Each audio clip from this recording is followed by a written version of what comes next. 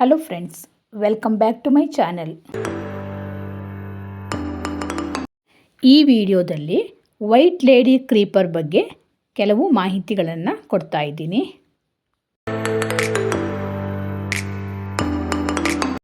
ಇದನ್ನು ತನ್ಬರ್ಗಿಯಾ ಫ್ರಾಗ್ರೆನ್ಸ್ ಅಂತಲೂ ಕರೀತಾರೆ, ಹಾಗೆಯೇ ಸ್ವೀಟ್ ಕ್ಲಾಕ್ ವೈನ್ ಅಂತಲೂ ಕರೀತಾರೆ.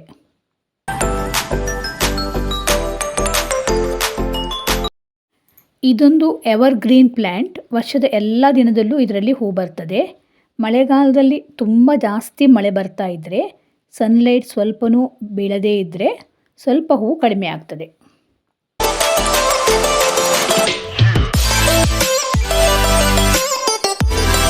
ಇದನ್ನು ತನ್ಬರ್ಗಿಯಾ ಫ್ರಾಗ್ರೆನ್ಸ್ ಅಂತ ಕರೆದ್ರು. ಇದರಲ್ಲಿರುವ ಹೂಗಳಲ್ಲಿ ಯಾವುದೇ ರೀತಿಯ ಸ್ಮೆಲ್ ಇರುವುದಿಲ್ಲ.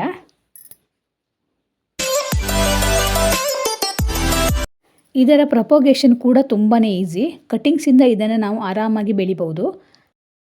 ಹಾಗೆಯೇ ಸೀಡ್ಸಲ್ಲೂ ಕೂಡ ತುಂಬ ಚೆನ್ನಾಗಿ ಗಿಡ ಬರ್ತದೆ.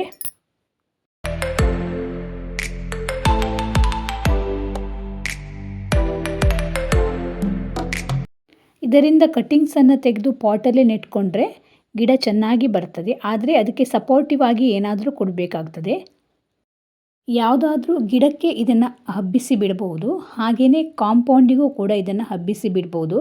ಆವಾಗ ಗಿಡ ಚೆನ್ನಾಗಿ ಬೆಳೆದು ಹೂವು ತುಂಬಾ ಜಾಸ್ತಿ ಬರ್ತದೆ.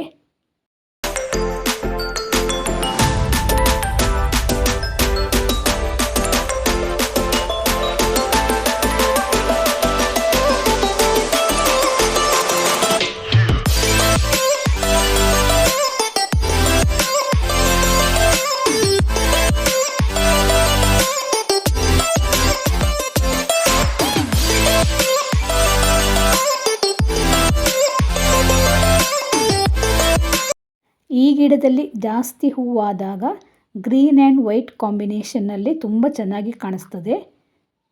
ವೈಟ್ ಲೇಡಿ ಕ್ರೀಪರ್ನಲ್ಲಿ ವೈಟ್ ಕಲರ್ ಮಾತ್ರ ಬರ್ತದೆ, ಬೇರೆ ಇನ್ಯಾವ ಕಲರು ಬರುವುದಿಲ್ಲ.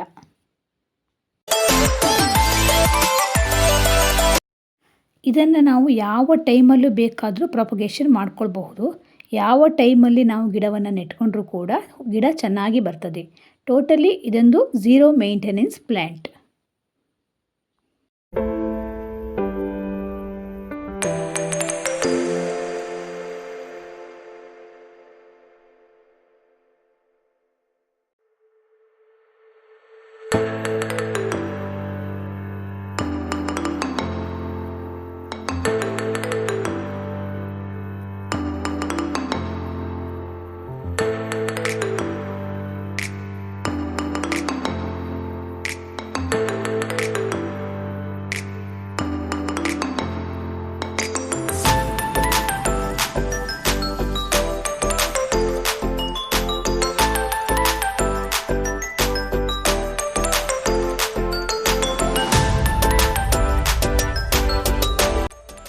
ಈ ವಿಡಿಯೋ ನಿಮಗೆ ಇಷ್ಟವಾದರೆ ದಯವಿಟ್ಟು ಸಬ್ಸ್ಕ್ರೈಬ್ ಮಾಡಿಕೊಳ್ಳಿ.